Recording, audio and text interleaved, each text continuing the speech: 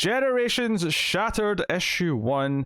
Dan Jurgens, Annie Schmidt, and Robert Venditti are the writers. I have not listed the artists because there's too many to name. We'll mention those as we see them on the credits page and whatnot. And this is not the only book this week I did that with either, by the way. There's a couple other books where there was just too many names to even consider putting them all in. 15 different artists, or 15 different pencilers. There you go. On this book. There you go. So yeah, it's telling when the front cover says "and more" after like 6 names in the art. It doesn't give you them all. So, yes. So the artist Ivan Reis, Fernando Pesaro, Aaron Lopresti, sorry, Emanuele Lupacchino, Bernard Chang, Yannick Paquette, Kevin Nolan, Dan Jurgens. Yeah, Dan Jurgens. Cliff Jansen, Paul Pelletier, Sandra Hope, John Romita Jr. and Danny Miki, Doug Braithwaite, Rags Morales, Dan Jurgens and Cliff Jansen again, and then Mike Perkins to wrap things up. So that is your artist list. I'm gonna start with a hot take that they gave JRJR too many pages. Do you know what? Because I didn't read the entire list of names at the start, and I didn't know he was in it because he's buried like 2/3 through that list. Yeah. So I turned the page, and within like a panel or 2 panels, I was like, oh god damn it, I know exactly who this shit is. But it just kept going. Yeah. Luckily, because it is shifted art stuff, you didn't have to wait long before it moved again. But yeah, there's a concern. So this is an interesting. It is very much a part 1. It's not a full story. It is. So we were teased this story when Kamandi showed up and essentially grabbed the Detective 27 version of Batman back from Batman 1027, or from Detective Comics 1027 rather. And this sort of takes us back to the start of Kamandi's journey. So basically, what I was thinking of, so there's this white thing, this white sort of like bubble that's just eating everything up. And even though there's other examples of this in DC and there's examples in other media, Crisis even has kind of something like this. For some reason, I was thinking, he kept calling it, what did he keep calling it? The goneness. The goneness. It was reminding me of the Nothing from the Never-Ending Story. Mm-hmm. That's what it was making me think of. Yeah. Because he kept calling it that. And parts of this book made me feel like the Never-Ending Story, like it was never going to end. Yeah, I was going to say, this book didn't make me feel anything. Just keep going. And like, I really like Dan Jurgens, and I really like Venditti. I haven't read a lot from Annie Schmidt. I just felt like maybe 80 pages was too much for this, because this is a mixed bag. Like, there's like at least 4 different stories in here. Honestly, I thought this was kind of terrible. Because there's parts of it that I really do like, but it's just like it's kind of all over the place, and it's fun to go see these like different eras and see the different comic eras interacting with each other. You know, like Sinestro from the Silver Age interacting with classic Detective 27 Batman, with Superboy from Legion and Superboy from Legion and all this stuff, and Booster. Like, come on, like I love Booster, but like the longer this took me to read, I just was like, I wasn't having as much fun as I thought I was going to have. Yeah, it's not. I mean, I'm not terrible at Cotter. I think that's a bit on the harsh side. I would say I agree with all those things that you're talking about. Like, the ideas, in theory, are good. I just don't think at any point this is enjoyable to read. I thought it was a fairly easy read for about 2/3. I think once all the characters are together and like, the villains show up and there's like fighting, because I thought because at the end of the issue when they're at the vanishing point and they're fighting this the linear men from the vanishing point who've all been turned evil by I'm forgetting who the villain is now at the end, but it's the time guy. Dominus, thank you. Yeah. When that's happening and they're like fighting, and it's just like they're crashing through different time periods, which is funny because it kind of happened in Death Metal 7 with Wonder Woman, but there it was very easy to follow and you sort of pop through each of the moments. At the end of this issue, it just felt like kind of like a mess where it was just I couldn't really follow a fight through it. So yeah, and you know, there was a point, I think it's right after Booster tries to hit on Starfire when they're at the vanishing point, and there's a panel right after that where you've got Superboy kind of reaching out to Starfire and kind of offering like, hey, we'll do it all together. And the panel after Booster says, "Did he say Legion like my ring?" And I cannot find where anyone said Legion right before that. Like, right, where is it? Am I missing something? I went back like 3 pages trying to find this reference that he's referring back to, and it's not there. Yeah, it's Because I mean, I think it's easy enough to read for the most part. I mean, it's a little bit repetitive because it is just like Commander going through different time periods. Because he's got the booster arm, or sorry, the Skeets arm, I should say. Yeah, from Future Booster, who had to turn Skeets into an arm thing. It was very Liefeld, if you ask me. And I feel like that was the point, because Liefeld does do the whole Cable type thing really well, of the future hero that's been, you know, they're all haggard and stuff. So I felt it was a Jurgens or whoever wrote that initial part. Yeah.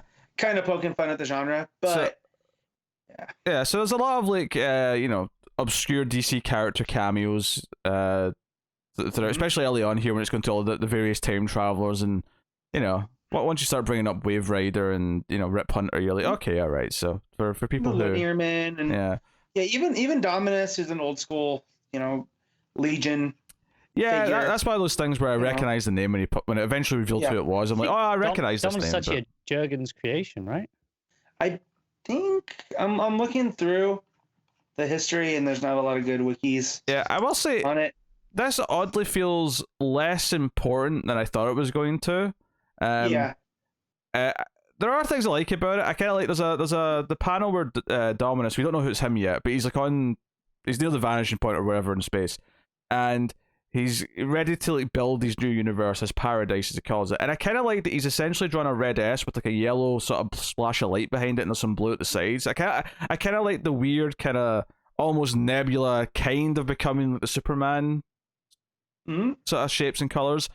And then that big splash page afterwards where it's like, here's like, what the DC universe going forward. Because I appreciated, you've got like, your big heavy hitters, but you've got also Sideways on there. We got some of the new Future State characters, but you also have like they didn't leave off Jessica Cruz, because I'm always critical when they only have the 4 and they leave off Jessica. Yeah. I mean Simon too, but Jessica's the one I care about. So but yeah, it's him going around recruiting people in the various timelines as the white, nothingness is coming towards them and taking them. And I do appreciate that they kind of fail a couple of times. Like he was meant to get Brainy, but he got Superboy instead. But that kind of works out when he fails to get Superman. So I was like, okay, well, we have a super person, kind of the same guy. I mean, it is the same guy, but obviously less experienced. And and he gets Steel, right? Yeah, instead of Brainy. Yeah. Right. So I appreciate some of those troubles. I kind of like the trip through, these weird parts of DC history, Dr. Light from Post Crisis, yada yada yada. Once they're all together, though, I did feel it kind of break down a little bit. It wasn't as special or didn't feel as important as I was hoping it would be, because it kind of feels like you could probably just read Metal 7 and go straight to all the new issues, go straight to Infinite Frontier specifically, I guess, in March. And that feels like it's going to be the important thing of setting up the universe going forward. It feels like these Generations one-shots now that maybe these are a combination of like what the one-shots were going to be before, where they've sort of splashed them together and said, okay, let's just do it this way instead. I don't think it was a terrible read, but I don't love it. Yeah, I think I think for me it was way too repetitive for 2/3 of it, and then when they all came together, it didn't really click. The fighting, all that was afterwards, was kind of a mess, which is why I kind of say it's kind of terrible for me, because it doesn't really work on any real level outside of a couple of nice ideas.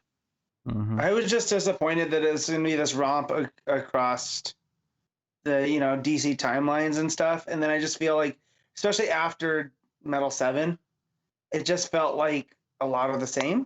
It almost feels like the purpose of this is to expand on Metal 7. Like if Metal 7's like, hey, everything's fixed, everything works, everything happened. This kind of feels like, okay, well, the hyper time, all the timelines, everything's compressed. It's weird. How are we going to explain that? And this feels like it's supposed to explain that, but I'm not sure I need it explained. I'm like, yeah, whatever. Just go with it. From the end of Metal is probably enough. Yeah. It definitely is a bit long. I think you could probably tell this exact story in about half as many pages quite comfortably. It'd probably feel nicely paced. Yeah. Also, I just want to point out that Ran is not in 2814. space sector. I was actually going to ask about this because I was like, did I just discover that that's in the same sector as Earth? Because I was going to say that makes space feel freaking huge if Rand's in the same sector as Earth. It made Rand feel a lot closer all of a sudden. Well, it's not just that. Is that the Green Lanterns from Rand and Thanagar were major figures in the Green Lantern Corps Tomasi series, and they were not from 2814 because they were from their own sector. Because you had Isamot and you had Vassarin, and their whole thing is they had to be partners, even though one's from Thanagar, one's from Rand. And I was like, I don't know what sector they were from, but I know it's not 2814 because they're, but yeah, so just stuff like that. That's stuff that shouldn't matter, but it matters to me. Just weird editorial oversights that there's no reason for that to slip through. I mean, a couple of slips like that aren't really a big deal, but given the way this story feels, having read it, it does kind of add to the sentiment that this feels like it's not that important anymore. It feels like it wasn't. Yeah, it's just kind of here. We had some material we had to sort of like do something with, and this is what it is now. It's one of those things that is concerning in the sense of this is a book that's positioning itself as, oh, look at all these things that are really important in the DC universe that matter, and we're going to tie it all together and do this big hyper time thing. If you're going to do that and make us kind of get on board with it, you have to get the little things right. You have to get the basic facts right to establish it so that we'll trust you on the bigger stuff. Yeah, the characters at the end, so after the fight, they all get scattered into different places, times, whatever. Detective 27 Batman ends up in a future where there's like sex bots and like a freezer. You're like, hey, put me together and I'll be your friend. And I'm like, yeah, what do you mean friend? What do you mean? It was very Blade Runner to me. Like, I will say that the art that leads to that with like the shattering of stuff, and you see all the different, like, it looks like there's, Sergeant Rock is fighting dinosaurs in a futuristic looking city, and then you have a Manhunter robot coming into contact with Jonah Hex.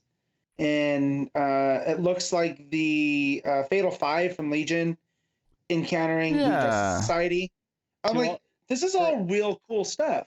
Like, for a second, I thought you were about to praise Ramita art because you mentioned the shattering. No, I asked him before. Before that, I think it's Ramita's last page is everything's cracking. No. Which is a nice effect. It's just No, further along. When you get to this one, and just like there's just a lot of fun like encounters here that almost like I know a lot of people bring up tone poems when they're kind of making fun of George Lucas, right? But I feel like this is almost like a superhero kind of tone poem. Is it like poetry? Does it rhyme? Yeah, it does. Okay. I don't know about this, but Star Wars does for sure. It does rhyme because they can't do it in bloody news, so they just keep rhyming the same thing. Anyway, someone hasn't watched the Mando, so I don't want to. I don't need more CG faces. Anyway, so the end of the book is that Dominus goes to his black and white world where he is a father with a loving wife. It looks like this is the 50s. And maybe this is, the world that he wants to try and build. Maybe it's because I just read this. So Twilight. So maybe it's because I just read it, but I got major Tom King Vision vibes. Yeah. Sure. Well, that's very Twilight Zone as well. I mean, that's a fair comparison. Well, no, I feel like Mike Perkins directly took, reference points from the opening of the Twilight Zone season 3. I can see that. The floating door and all that stuff, but yeah. So just I had to look up Dominus because it had been a while since I had encountered that character, and he was like a priest that had like through meditation had achieved oneness, and then so I don't know if this is supposed to be like a thing that he just wants like his physical self back, and that's why he's doing all of this. Which seems like, I don't know, man, there might be better ways to do it than like ripping time apart. I don't know. Just comic books, just that good. I know, Roll with it. Roll with it. So it says to be continued in Generations Forged issue 1. Which is that March, February? I don't know when that was sausage. I think it's February. Yeah. Did I ultimately enjoy this? Not that much. Am I gonna read it? Probably. Because I can't help myself. Yeah, I'm probably going to read it as well, just because I want to see how the end, like, how, just from a multiverse point of view, how it wraps up. So I'm probably going to read the second one. I'm not sure I care enough to read it. Like, that's how bored I was reading it. Especially if it's 80 pages, I'm definitely not. it's well, it's definitely 80 pages, but you're always the more negative one, so that's fine. We expect that. I feel justified in my negativity this time. I don't feel like this is out of nowhere. Hey, I've got negativity later, right? I'm being a bit more even keeled with this because I didn't hate reading this. No, it's just a bit overlong and. Yeah, my thing is I realize that a lot of this is on me because I came into this thinking like big, time spanning, and it wasn't what I wanted it to be. So that's mostly on me. But it is a little bit too long. You could have cut out big sections of it, and it still would have been fine.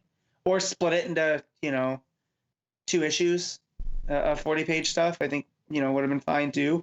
I think that almost. Yeah, I'm tired of 80 pages right now. I think that would have been more frustrating to me though if it was the exact same but split in 2, because I would have felt like it would been one issue of just the same thing over and over again, and then the second issue would start that way and then do everything just the same. You probably think the first issue was fine because you're not sick of it yet, and then when you buy the second issue and start reading that, that's when you get annoyed, right? Yeah, most lately. That's probably true too. Again, since I've been back on the show, we've had a lot of 80 pagers, and I'm just kind of like, it's just a lot every week. For sure. If I have an 80 pager every 6 months, cool.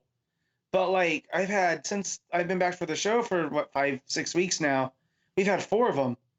And it's just like trying to keep up with it. We're in a weird phase. On the good news, Matt, though, is that the books are definitely slimming down come March. So I would, so anyway, that is Generation Shattered issue 1. Obviously, the art's, it changes art every 5 pages, so it's hard to even really talk about it much. But what are you rating this one, Matt? I'm gonna give this a 6.5. Connor? 3.5. Oof. Ho ho ho. I'll go with a straight 6. It was perfectly readable. I hate nice our ideas. System. I really do. You're way more positive on it, but yet I had graded it better. It's because your scale's broken, man. That's all. That's true. I do put my thumb on it a lot.